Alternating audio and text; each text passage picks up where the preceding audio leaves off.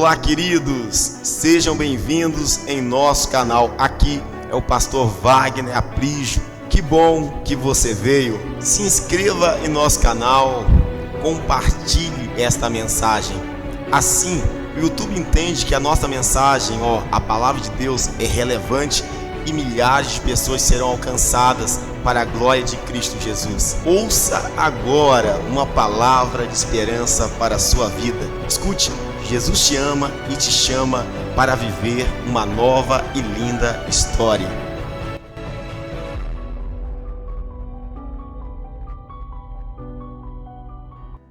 Irmãos, você que ainda não acompanhou, talvez, toda a série de mensagens sobre Neemias, reconstrua sua vida. Nós temos uma série de mensagens no meu canal do YouTube. Já temos lá cerca de 7, 8 mensagens. Por quê? Porque eu estou trazendo uma mensagem de todo o livro de Neemias. Neemias fala sobre reconstrução, sobre mudança de vida. Então hoje nós vamos falar sobre o capítulo 9. E você pode acompanhar as outras mensagens em meu canal. Você vai ver uma playlist lá, Neemias 2022, o ano da reconstrução. E hoje nós temos uma mensagem muito bonita também da parte de Deus.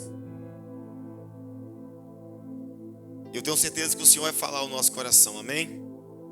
Amém, amém, amém. Que bênção. Já oramos ao Senhor, vamos ler então o versículo 1. Diz bem assim: no 24º dia do mês, os israelitas se reuniram, jejuaram, vestiram pano de saco e puseram terra sobre a cabeça. Novamente, no 24º dia do mês, os israelitas, diga comigo assim, se reuniram. Vamos lá? Se reuniram. Diga assim, jejuaram, vestiram pano de saco e puseram terra sobre a cabeça. Amém. Glória a Deus. Apreciados do Senhor, Neemias 9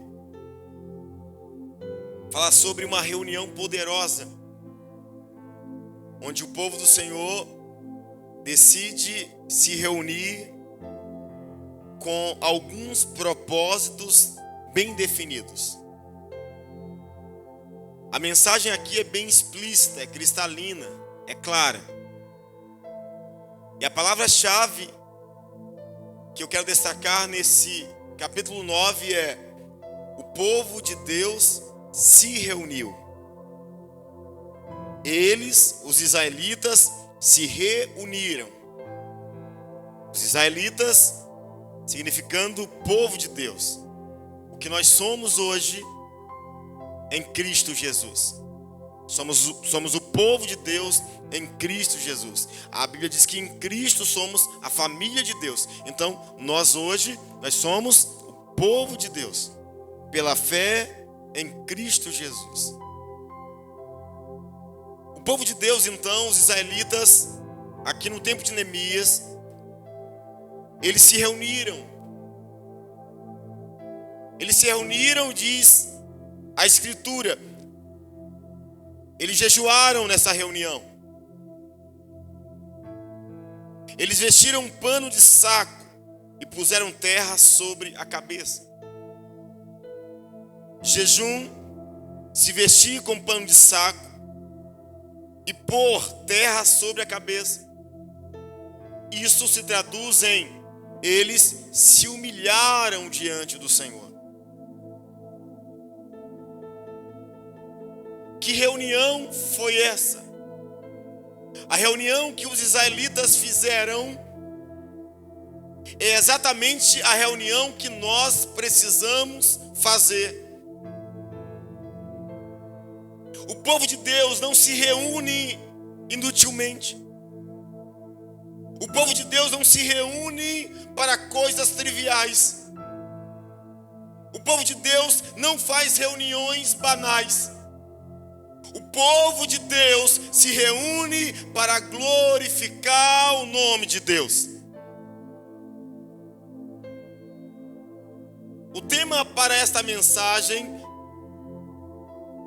é exatamente este: Neemias, um povo que busca a Deus.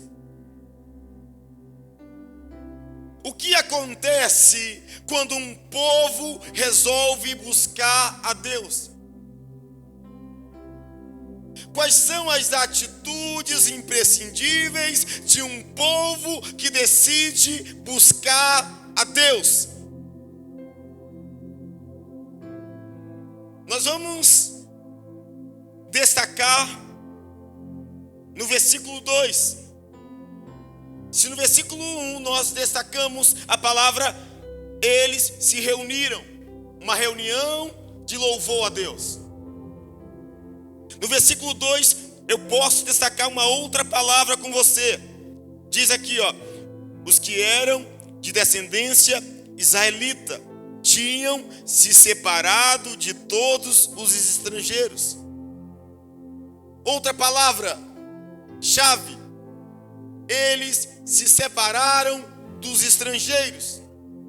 Toda reunião que se preze em nome do Senhor, ela precisa ser uma reunião onde de fato nós conseguimos identificar quem está se rendendo ao Senhor e quem não está. O povo de Deus, eles se separaram dos estrangeiros, quer dizer, daqueles que não tinham compromisso com Deus, daqueles que não prestavam culto a Deus. Não podemos confundir as coisas. Nós precisamos evangelizar, nós precisamos pregar o evangelho, nós precisamos anunciar as boas novas, mas nós precisamos entender que Deus nos separou para ser luz. Eu não estou falando separação como um ser abitolado, como um ser ignorante e irracional. Eu estou falando separação quando se trata de princípios, de preceitos eternos. A Bíblia diz que não há comunhão entre a luz e as trevas. A Bíblia diz que no final se mostrará a diferença entre o justo e o ímpio, entre o que serve e o que não serve. Jesus fala do trigo e do joio. Nós precisamos nos posicionar como povo de Deus. Os princípios mundanos não são os nossos princípios. Os prazeres desse mundo não são os nossos prazeres. Enquanto o mundo usufrui os prazeres do mundo, o povo de Deus usufrui os prazeres de Deus.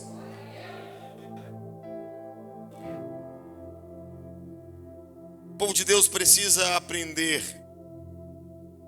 discernir, ter convicção do que Deus deseja que sejamos e que façamos. O que acontece em uma reunião do povo de Deus? Terceira palavra-chave: confissão de pecados. Toda vez que um povo, ou toda vez que o povo de Deus se propõe em buscar a Deus, é necessário que haja a confissão dos pecados. Precisamos aprender a buscar a Deus reconhecendo nossas fragilidades, reconhecendo nossas limitações, confessando os nossos pecados diante do Senhor. É a oração do publicano e do fariseu. O religioso, Jesus disse, chegou até um lugar para orar, batia no peito, olhava para cima e dizia: Deus, obrigado, porque eu não sou como esse publicano, como este homem ímpio e ladrão. Muito obrigado, Senhor, porque eu te dou o dízimo de tudo. Jesus disse: mas o publicano nem ousava olhar para o céu, batendo no peito, dizia assim: Senhor, tem misericórdia de mim, pois eu sou pecador. E Jesus disse para os discípulos: sabe quem voltou para casa justificado? Não foi o religioso arrogante, mas foi o publicano arrependido. Quando o povo de Deus se reúne, precisa haver arrependimento. Todo culto precisa ter arrependimento. Não posso subir nesse altar achando que eu estou subindo por mérito. Não, é graça. E ontem, conversando com um dos meus discípulos sobre graça e misericórdia. Graça e misericórdia parecem palavras semelhantes, parecidas, mas são distintas no seu significado. Graça é receber o que não merecemos. Não merecíamos salvação, mas recebemos. O que é misericórdia? Misericórdia é não receber o que merecemos. Merecíamos condenação pelos pecados, mas o Senhor nos perdoou.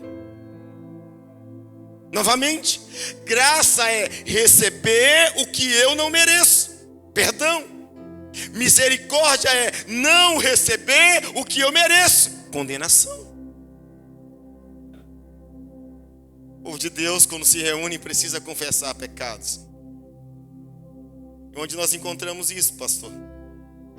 Coloque seus olhos no versículo 2, que diz: os que eram de descendência israelita tinham se separado de todos os estrangeiros. Levantaram-se nos seus lugares. Diga comigo: confessaram seus pecados. Essa reunião houve confissão de pecados. Confessaram seus pecados e a maldade dos seus antepassados. Ficaram onde estavam e leram o livro da lei, a Bíblia, do Senhor, do seu Deus, durante 3 horas. E passaram outras 3 horas confessando os seus pecados e adorando o Senhor, o seu Deus. Aleluia! A Bíblia diz que durante 3 horas eles leram, ouviram a palavra de Deus. Por quê, pastor? Porque a palavra nos liberta. Tem gente entre nós que dá coceira no ouvido ouvir a palavra, que conta os segundos para que acabe.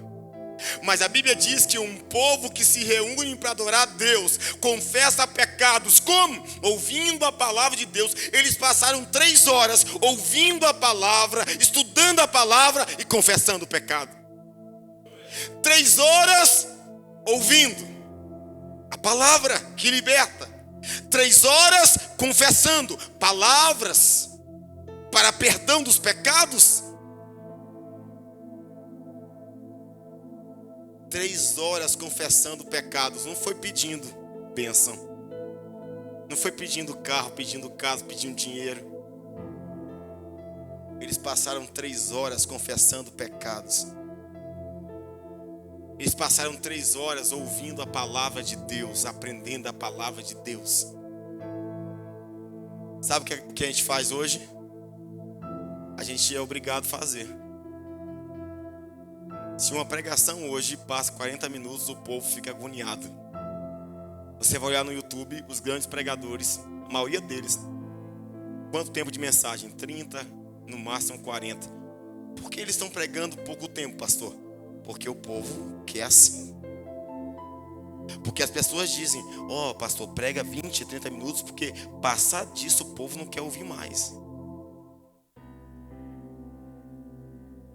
Eles passaram 3 horas ouvindo a palavra e confessando pecados. O povo de Deus, quando se reúne para confessar seus pecados. Se reúne para se arrepender. Arrependimento na vida cristã não é opção, é obrigação. A condição de recebermos a graça é favor merecido, sim, mas só receberemos se confessarmos, admitirmos os nossos pecados. O apóstolo João disse em uma das suas cartas: se confessarmos os nossos pecados, Ele é fiel e justo para nos perdoar. O que é confessar pecado, pastor? É se arrepender. O que é arrependimento? É mudar de mente, é mudar de direção, é mudar de cultura. Não existe vida íntima com Deus sem arrependimento. E por isso eu sempre ensino os meus discípulos. E existe um ou outro que é cabeça dura e não aprende. Eu tenho pessoas que caminham comigo e eles pisam na bola feio. E aí quando querem voltar, eles falam bem assim: pastor, eu queria pedir desculpa aí pelo que eu fiz. Eu falo o tempo todo: menino, quem pede desculpa é o sistema do mundo. O sistema de Deus não pede desculpa, pede perdão. Desculpa é: olha, eu sei que eu errei, mas lá na frente, se precisar, eu faço de novo. Perdão não.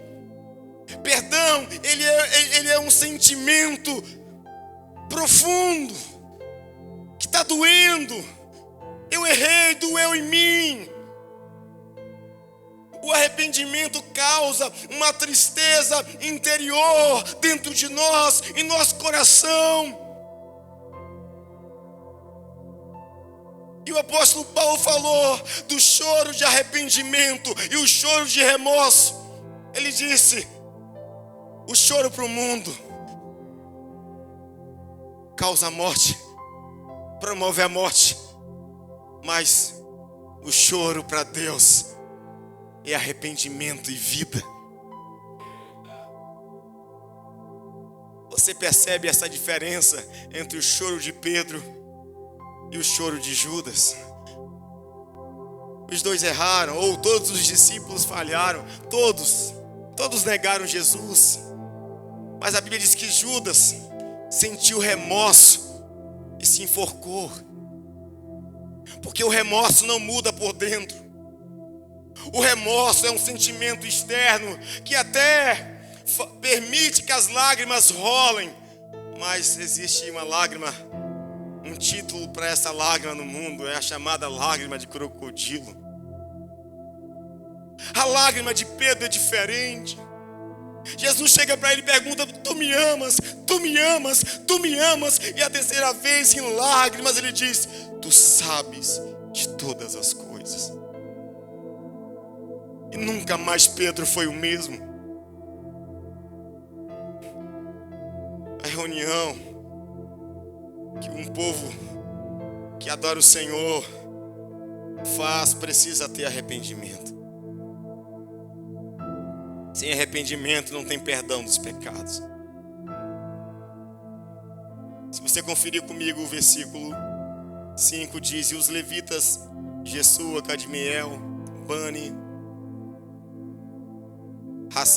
Rassabinéias, Serabias, Rodias, Sebanias e Petaías conclamavam o povo dizendo: levantem-se, louvem o Senhor, o seu Deus que vive para todo e sempre. O que é isso, pastor? A reunião que o povo de Deus se propõe em fazer em nome do Senhor precisa ter oração de reconhecimento da grandeza de Deus. Após o arrependimento, nós precisamos anunciar os grandes feitos do Senhor. Porque só assim, vivendo arrependido, reconhecendo nossos pecados, os nossos olhos se abrem para vislumbrar os grandes feitos do Senhor. O homem com o coração endurecido, o homem sem arrependimento, o homem que não se separa do mundo, o homem que não confessa pecado, ele não consegue vislumbrar os feitos do Senhor. Ele não consegue. Spurgeon disse que o coração do homem endurecido, é como um peixe escorregadio. Quando o pescador vai, fisga o peixe, e ele vai levantando o peixe, vai levantando o peixe. Quando você acha que o peixe vai subir, você vai conseguir colocar no barco, ele foge do anzol. O coração do homem que não reconhece a Deus é como um peixe escorregadio. Quantas vezes eu tive de frente de um peixe escorregadio? Tem pessoas que você pensa, agora vai. E você ora, ele começa a orar com você. Você ensina, ele parece estar aprendendo com você. Você corrige, ele parece que aceita a correção. Quando você pensa, vai ser líder, vai ser pastor, vai ser homem de Deus, ele escorrega, vai embora. E você diz, perdi o peixe. O coração do homem que não teme a Deus é como um sabão escorregadio. Você pega o sabão, quando você vai levantando ele, cai de novo, escorrega de novo.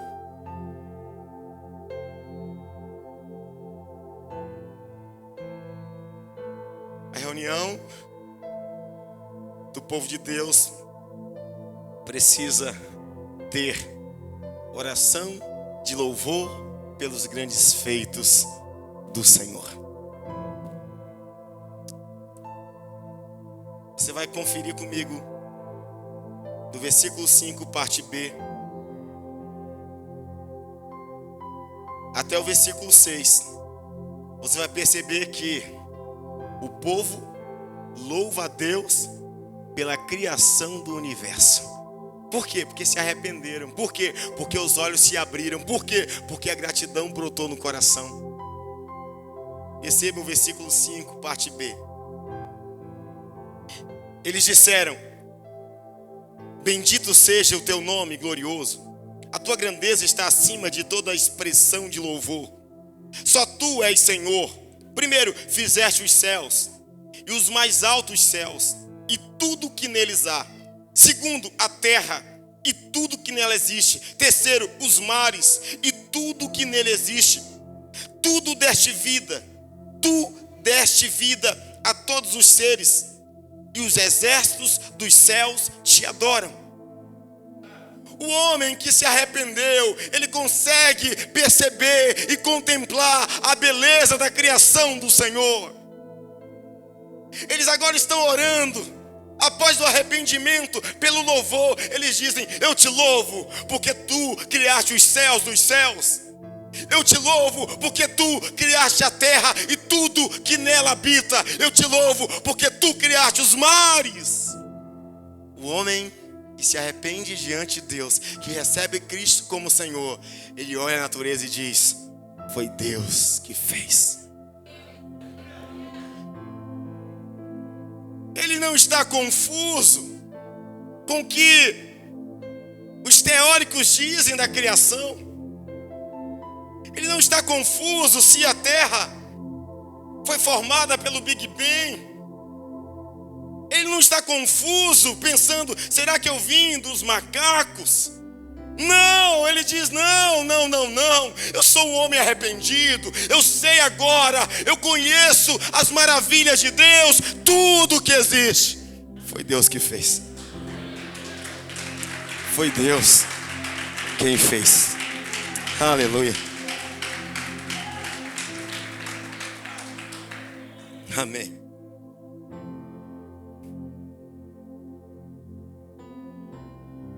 O homem com o coração arrependido, diante da reunião do povo de Deus, ele contempla, primeiro, que a natureza não está aí à deriva, foi Deus quem criou. Segundo, que o homem não foi esquecido. Deus nunca o abandonou. O homem que se volta para Deus, ele sabe que Deus não abandonou a sua criação. Olha a oração desse povo. Você vai perceber que no versículo 7, ele vai dizer: Tu és o Senhor, o Deus que escolheu Abrão. Trouxe de Ur dos Caldeus e deu-lhe o nome de Abraão. O que ele olha? Na reunião do povo de Deus, precisa ter um conhecimento do que Deus fez, quem Deus usou, quem Deus levantou, quem Deus perdoou. Eles começam a orar e eles recapitulam e lembram de homens que Deus usou lá atrás. Na reunião do povo de Deus, precisa ter conhecimento das promessas de Deus. Aleluia! Eles lembram de Abraão, ou seja, eles olham para o passado e percebem: Deus usou Abraão, Deus chamou Abraão. Se você correr um pouquinho mais à frente, no versículo 15, no versículo 14, parte B, ele vai citar o nome de Moisés. Se você ir um pouco mais, ele vai citar do versículo 26 ao 29, ele vai falar sobre o tempo em que os juízes governaram Israel. Abraão, Moisés, os juízes e os reis. Agora, o que mais chama a atenção é que a oração deles, eles lembram o que Deus fez para o povo, as bênçãos que Deus derramou sobre o povo e o que eles fizeram concernente à bênção de Deus. Vamos rapidamente passar os olhos. Perceba aqui, versículo 9 diz assim: Viste o sofrimento dos nossos antepassados no Egito. Está falando da geração de Moisés. E ouviste o clamor deles no Mar Vermelho. Fizeste sinais e maravilhas contra Faraó e todos os seus oficiais, e contra todo o povo da sua terra, pois sabias com quanta arrogância os egípcios os tratavam. Alcançastes renome que permanecesse até hoje.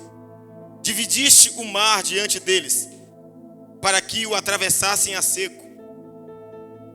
Confira que a oração, isso aqui é uma oração. Eles estão orando a Deus nessa reunião, lembrando do que Deus fez, lembrando das bondades, das maravilhas de Deus. Agora, você vai perceber comigo que na oração deles também, eles vão lembrar o que o povo fez com tantas bênçãos que Deus liberou. Versículo 16. Mas os nossos antepassados tornaram-se arrogantes e obstinados, e não obedeceram os teus mandamentos. Eles se recusaram a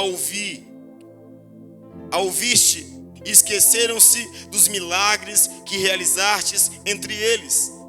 Tornaram-se obstinados, e na sua rebeldia escolheram um líder a fim de voltarem à sua escravidão. Deus operava maravilhas e o povo endurecia e dizia: não, nós não vamos adorar a Deus, não. Eles não tinham casa, eram escravos. Deus permitiu que conquistassem casas, território. O que eles fizeram? Eles abandonavam a Deus. Deus abençoava e eles abandonavam o Senhor. Assim acontece com nós hoje. Deus abençoa de um lado, a gente desvia do outro. Deus libera uma bênção aqui, a gente desvia lá. Os erros dos nossos antepassados, semelhantemente, são os nossos. Agora, Deus abençoava, eles se rebelavam, e o que Deus fazia? Perdoava. No mesmo versículo que lemos, na parte B do versículo 17 diz: mas tu és um Deus perdoador, um Deus bondoso e misericordioso, muito paciente, cheio de amor, por isso não os abandonaste. Assim foi no tempo dos juízes.